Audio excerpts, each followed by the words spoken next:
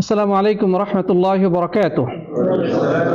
বিসমিল্লাহির রহমানির রহিম। আলহামদুলিল্লাহি রাব্বিল আলামিন ওয়া সালাওয়াতু রাব্বি ওয়া সালামুহু আলা নবিয়্যিল আমিন নবিয়িনা মুহাম্মাদিন ওয়া আলা আলিহি ওয়া সাহবিহি আজমাইন, আম্মা বা'দ। প্রাণপ্রিয় উপস্থিতি, সমাজের সাথী বন্ধুগণ, ইমাম মুহাম্মদ ইবনে আব্দুল ওয়াহাব রাহিমাহুল্লাহ কর্তৃক রচিত অনবদ্য গ্রন্থ উসুলুল ঈমান থেকে আমরা ধারাবাহিকভাবে এই আকীদা ক্লাসে আলোচনা করে আসছিলাম। সে অনুযায়ী আজকে আমাদের সামনে অত্যন্ত গুরুত্বপূর্ণ একটি বিষয় আলোচিত হয়েছে। আমরা সম্মানিত শেখ ইমাম মুহাম্মদ আব্দুল ওয়াহাবের এই কিতাব থেকে সেই বিষয়ে আলোচনা করব ইনশাআল্লাহ তাআলা। ওয়া মা তাওফীক ইল্লা বিল্লাহ। প্রিয় সাথী বন্ধুগণ, আজকের আলোচ্য বিষয় হচ্ছে পৃথিবীতে যত দিক নির্দেশনা, গাইডেন্স, গ্রন্থ অথবা মতবাদ, মতাদর্শ রয়েছে, এসব কিছুর মধ্যে শ্রেষ্ঠ পথ নির্দেশনা, শ্রেষ্ঠ গাইডেন্স, শ্রেষ্ঠ হেদায়েত, শ্রেষ্ঠ গ্রন্থ হচ্ছে আল্লাহর কিতাব এবং সর্বশ্রেষ্ঠ পথ নির্দেশনা হচ্ছে প্রিয় নবী সাল্লাল্লাহু আলাইহি ওয়াসাল্লামের পথ নির্দেশনা। এই বিষয়টি আজকে আমাদের আলোচ্য বিষয়। তে মর্মে ইমাম মুহাম্মদ ইবনে আব্দুল ওয়াহাব রাহিমাহুল্লাহ অত্যন্ত প্রসিদ্ধ একটি হাদিস উল্লেখ করেছেন, যে হাদিসটি সহিহ মুসলিমে বর্ণিত হয়েছে।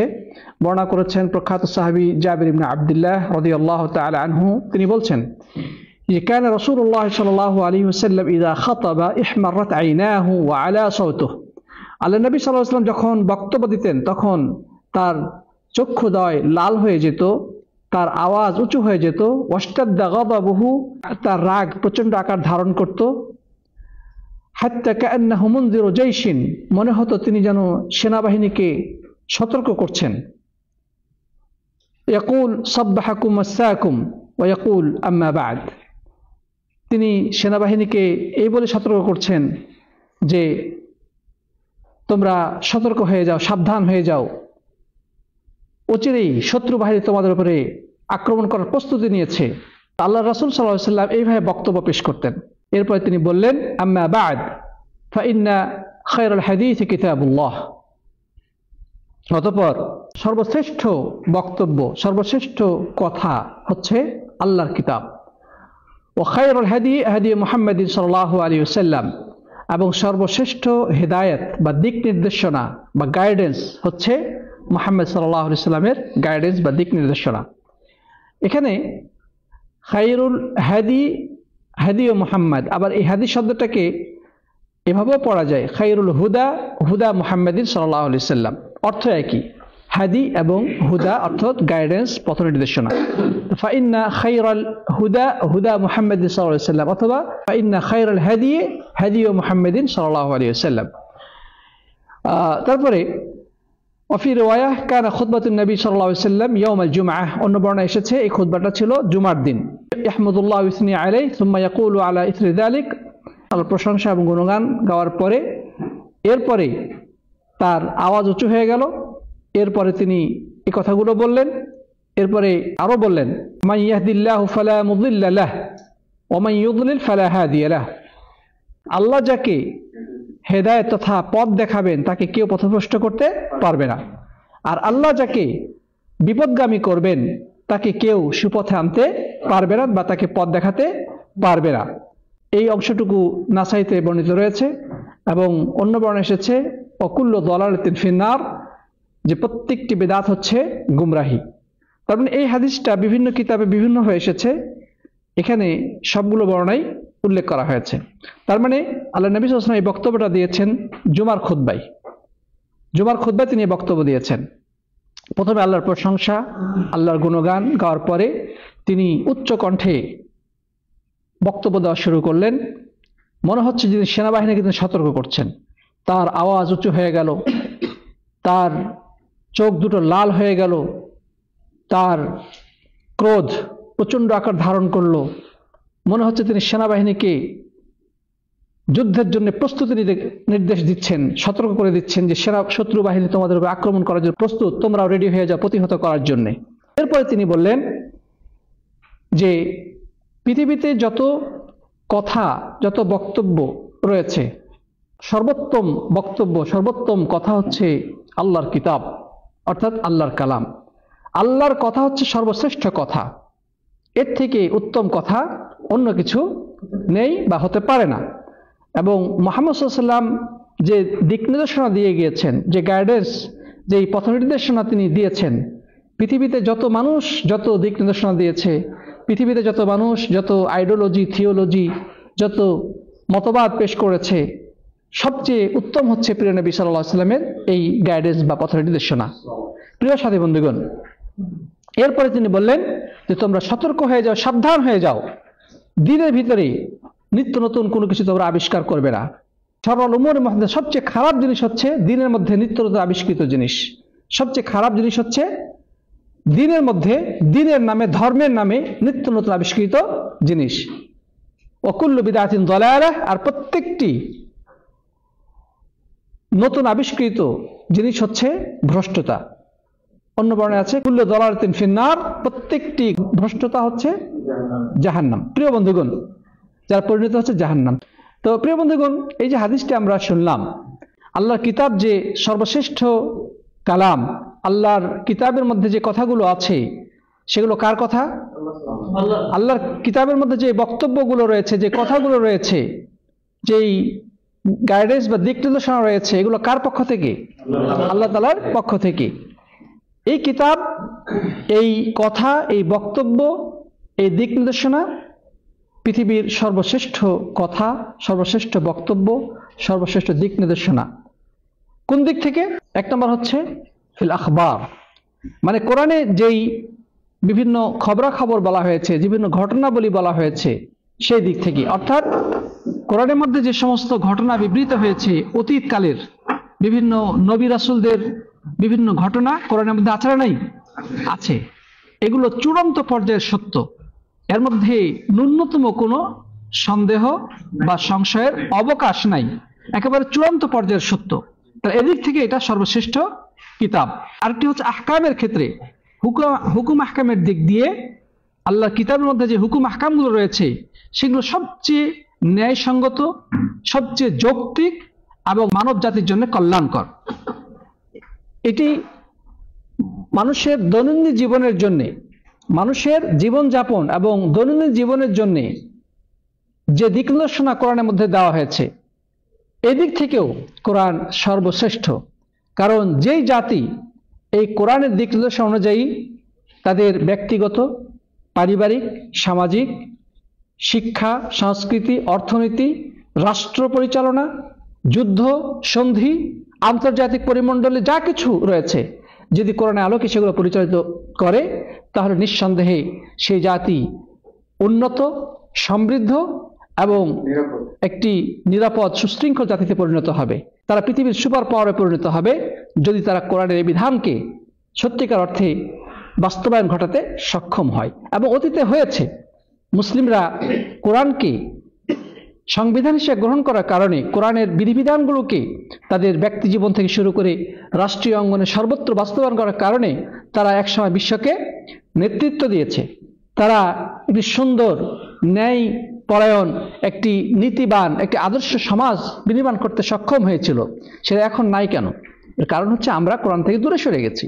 কোরআনের শিক্ষাকে আমরা কোনো শিক্ষায় মনে করি না। নাউজুবিল্লাহ মিন যালিক। আসলে আমরা, আমাদের মন মস্তিষ্ক পচে গেছে, আমাদের চিন্তা চেতনা নষ্ট হয়ে গেছে, আমাদের মনোভাব সবকিছু যেন পরিবর্তন হয়ে গেছে। আমরা অন্যের লেজুর বৃত্তিতে লিপ্ত, পশ্চাত্যের অন্ধ অনুকরণে আমরা লিপ্ত।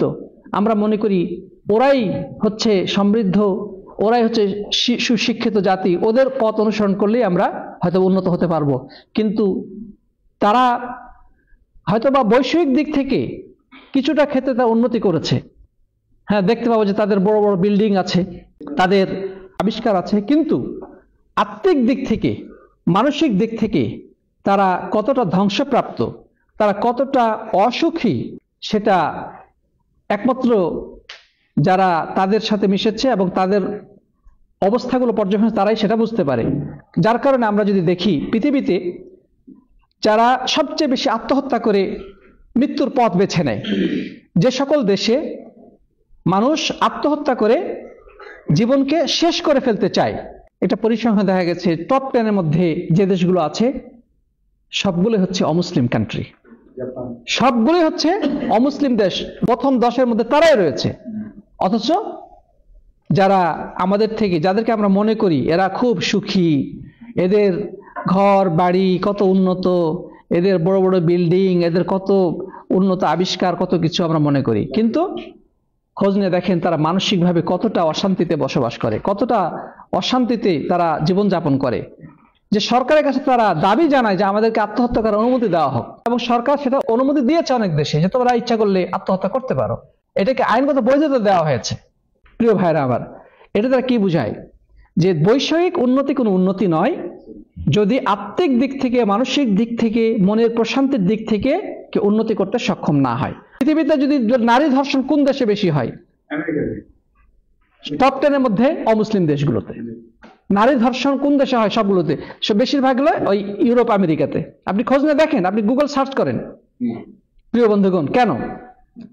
তাদের তো নারীদেরকে ক্ষমতায়ন করা হয়েছে, তাদেরকে উন্মুক্ত স্বাধীনতা দেওয়া হয়েছে, তাদের ড্রেসের স্বাধীনতা, তাদের চলাফেরার স্বাধীনতা, সবকিছু দেওয়া হয়েছে। তারপরেও কেন তারা ধর্ষিত হচ্ছে, কেন তারা নির্যাতিত হচ্ছে?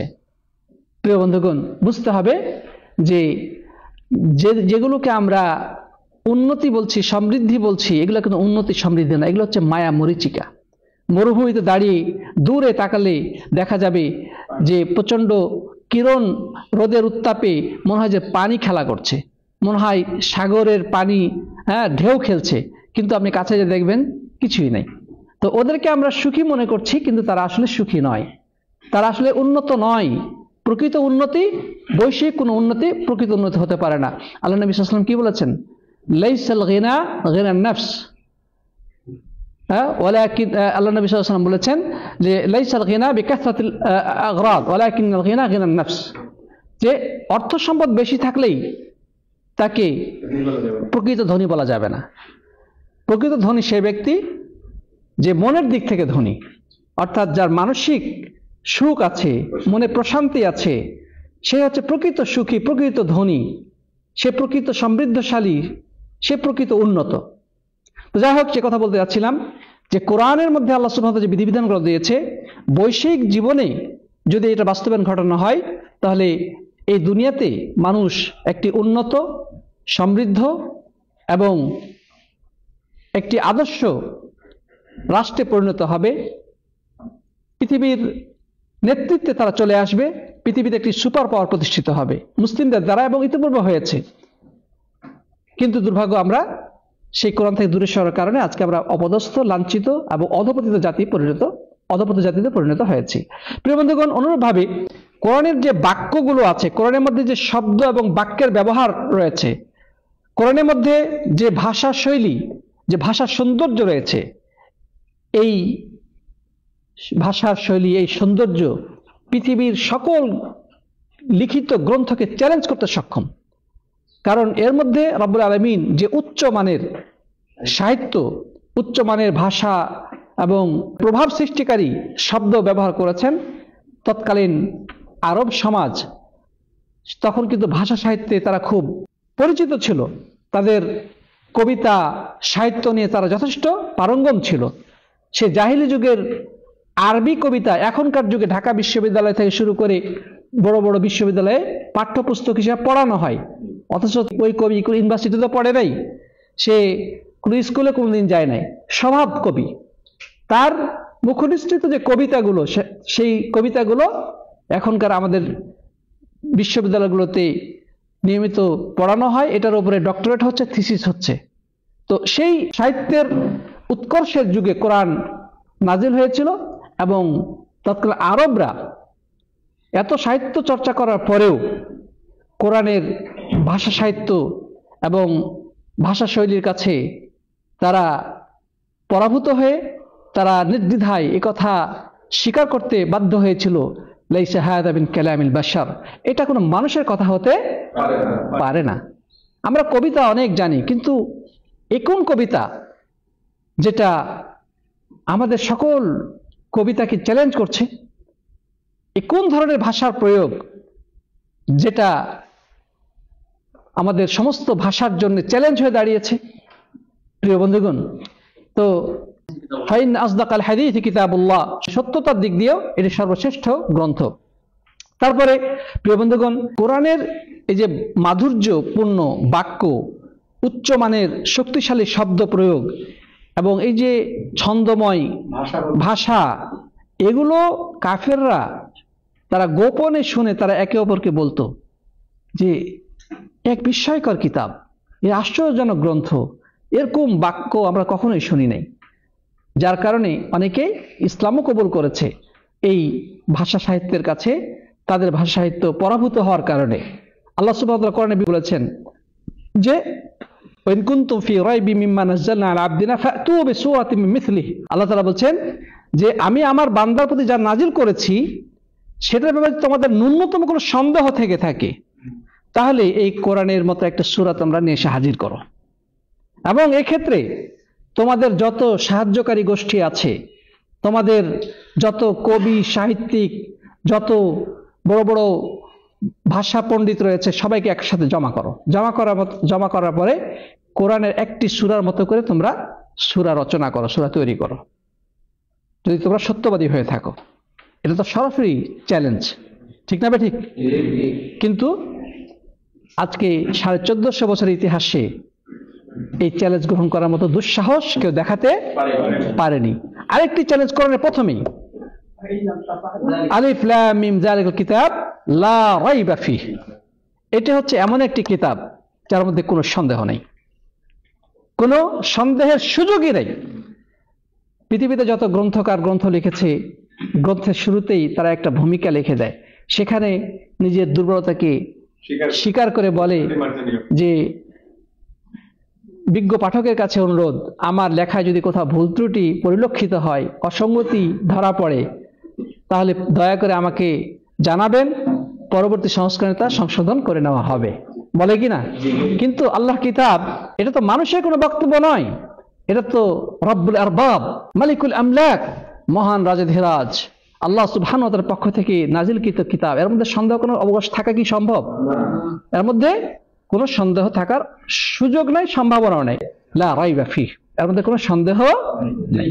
আল্লাহু আকবার। তো সাথী বন্ধুগণ, আল্লাহ নবী যে কথাটা বললেন, ফাইন্না খায়রুল হাদিস কিতাবুল্লাহ, আল্লাহর কিতাব হচ্ছে সর্বশ্রেষ্ঠ বাণী, এর থেকে উত্তম বাণী আসমানের নিচে জমিনের উপরে আর কোনো কিছু নাই। শুধু এই নিচের আসমান নয়, বরং সপ্ত আকাশ ব্যাপী কোথাও এর সমপরিমাণ কোনো বাক্য, কোনো বাণী, কোনো কিতাব নাই। এই কিতাব তো মূলত লাওহে মাহফুজ থেকে এসেছে।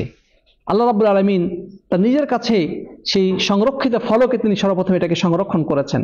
তারপরে মানব জাতির প্রয়োজনে ধীরে ধীরে দীর্ঘ 23টি বছর ধরে প্রিয় নবী সাল্লাল্লাহু আলাইহি ওয়াসাল্লামের কাছে এই কিতাব নাজিল করেছেন। অতএব এটা এমন নয় যে এই কোরআন তিনি লিখিত আকারে আমাদের কাছে পাঠিয়ে দিয়েছেন, না, ধীরে ধীরে জিবরাইল আমিনের মারফতে লাওহে মাহফুজ থেকে অল্প অল্প করে মানব জাতির প্রয়োজনে তিনি নাজিল করেছেন পৃথিবীর বুকে দীর্ঘ 23টি বছর ধরে। আল্লাহু আকবার। অতএব প্রিয় বন্ধুগণ, এই কথার মধ্যে কোনো সন্দেহ নেই যে আল্লাহর কিতাব সর্বশ্রেষ্ঠ বাণী, সর্বশ্রেষ্ঠ গ্রন্থ, সর্বশ্রেষ্ঠ দিক নির্দেশনা। এরপরে আল্লাহ নবী সাল্লাল্লাহু আলাইহি ওয়াসাল্লাম যে কথাটা বললেন, ওয়া খায়রুল হাদি হাদি মুহাম্মাদিন সাল্লাল্লাহু আলাইহি ওয়াসাল্লাম। হাদি শব্দের অর্থ কি? পথ নির্দেশনা, গাইডেন্স, দিক নির্দেশনা। পৃথিবীতে যুগে যুগে অনেক মনীষীর আবির্ভাব ঘটেছে, যাদেরকে আমরা মনীষী বলি, ঠিক না? ঠিক। তারা বিভিন্ন ধরনের মতবাদ সামনে এসে হাজির হয়েছে। এভাবে করলে, এভাবে রাষ্ট্র চালালে রাষ্ট্র উন্নত হবে, তার নির্দেশনা ফলো করলে বা তার গাইডেন্স ফলো করলে, তার গাইডলাইন ফলো করলে দেশ উন্নত হবে, মানুষ সুখে শান্তিতে থাকবে। আছে না নাই? যেমন কমিউনিজমের মতবাদ, ধর্মনিরপেক্ষতা মতবাদ, জাতীয়তাবাদ, এই যে গণতন্ত্র, এগুলো সবই মানব রচিত মতবাদ। প্রত্যেকটা পিছনে জনক আছে একজন, নাকি? তারা একটা মতবাদ তৈরি করেছে যে এইভাবে করলে দেশ উন্নত হবে, রাষ্ট্র সমৃদ্ধ হবে, মানুষ ভালো থাকবে ইত্যাদি। কিন্তু যুগে যুগে এই সকল মতবাদ মানব জাতিকে সুখ শান্তি দিতে তো পারেইনি, বরং এই পৃথিবীকে আরো অশান্ত করেছে, এই পৃথিবীকে ধ্বংসস্তূপে পরিণত করেছে, পৃথিবীকে আরো অগ্নিগর্ভে পরিণত করেছে, পৃথিবীর দিকে দিকে মানুষকে শোষণের হাতে পরিণত হয়েছে এই সকল মতবাদ। যেই রাশিয়াতে কমিউনিজমের উৎপত্তি ঘটেছিল, সেই রাশিয়াকে লক্ষ লক্ষ মানুষের রক্ত রঞ্জিত করা হয়েছিল। লেনিন, কার্ল মার্কস, চীনে মাও সেতুং, আপনি ইতিহাস খুঁজে দেখেন, এরা পৃথিবীকে নতুনভাবে গড়তে চেয়েছিল, মানুষের মধ্যে সমতা, শান্তি, ঐক্য প্রতিষ্ঠা করতে চেয়েছিল, কিন্তু পরিণতিতে কি হয়েছে?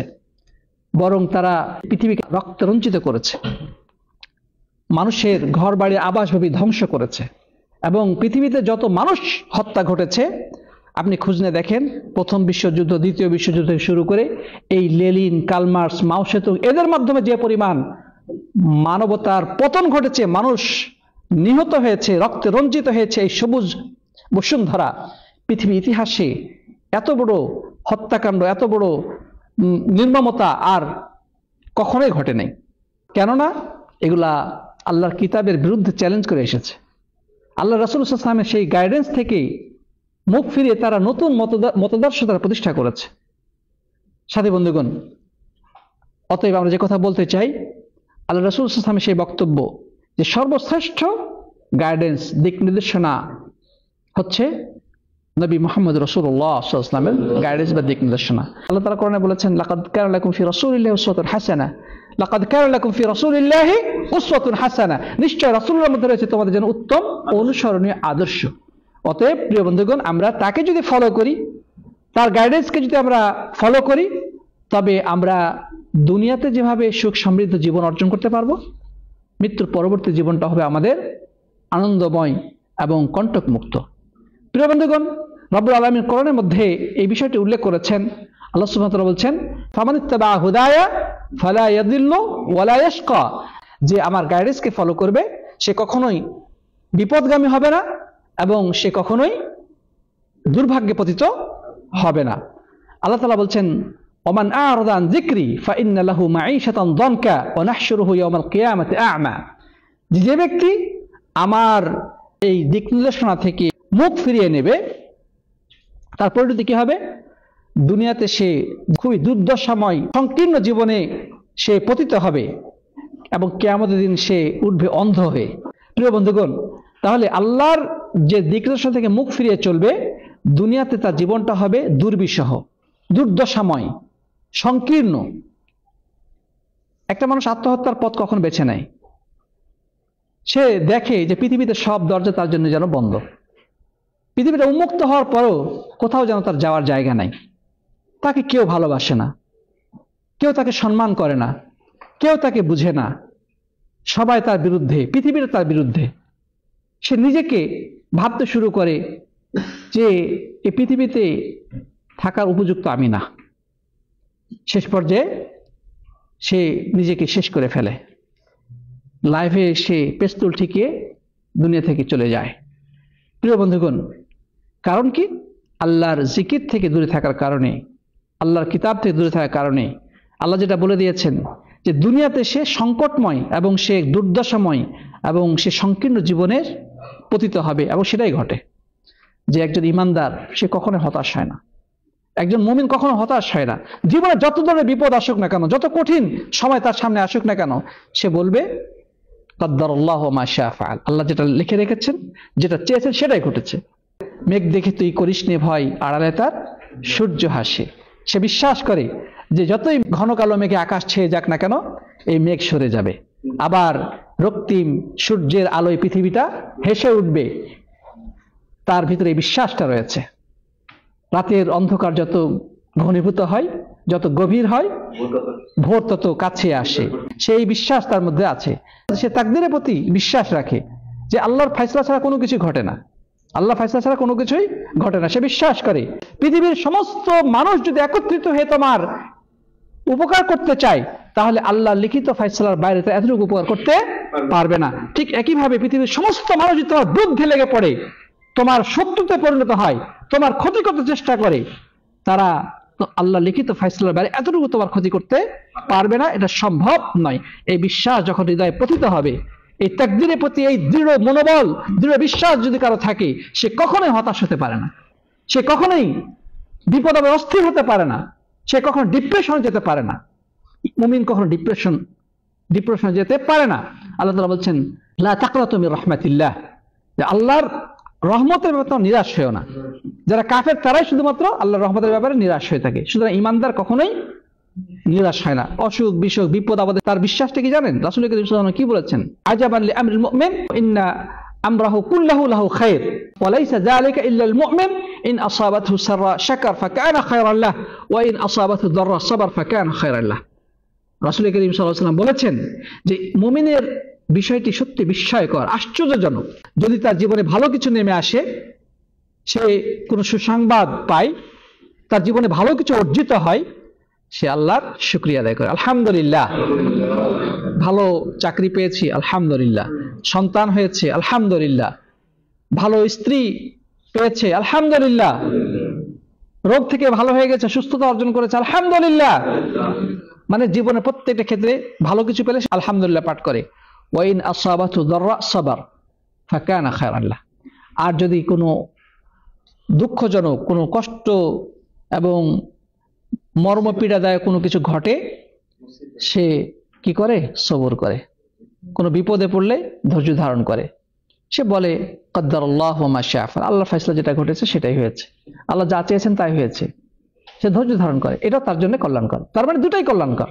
অন্য হাদিসে আসছে যে একজন মানুষ যদি কাজ করতে করতে ক্লান্ত হয়ে যায়, ঘেমে যায়, অতীতের কোনো বিষয়ে টেনশন করে, ভবিষ্যৎ নিয়ে কোনো কিছু টেনশন করে, এমনকি রাস্তায় চলতে গিয়ে তার পায়ে একটা কাঁটা বিঁধে যায়, আল্লাহ তাআলা এর মাধ্যমে তার গুনাহ মোচন করে দেন।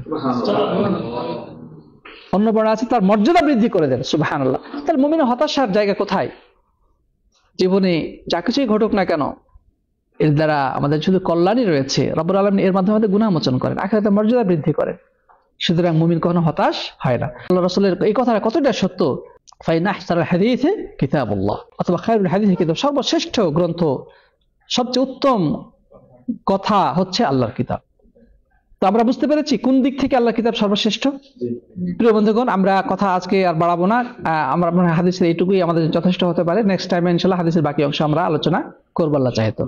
আল্লাহ যেন আমাদের সবাইকে এই কোরআনের সাথে সম্পর্ককে আরো গভীর করার তৌফিক দান করেন, আল্লাহুম্মা আমিন। আমরা অনেকেই আছি কোরআন পড়ি না, পড়তেও জানি না, পড়ার প্রয়োজনও মনে করি না।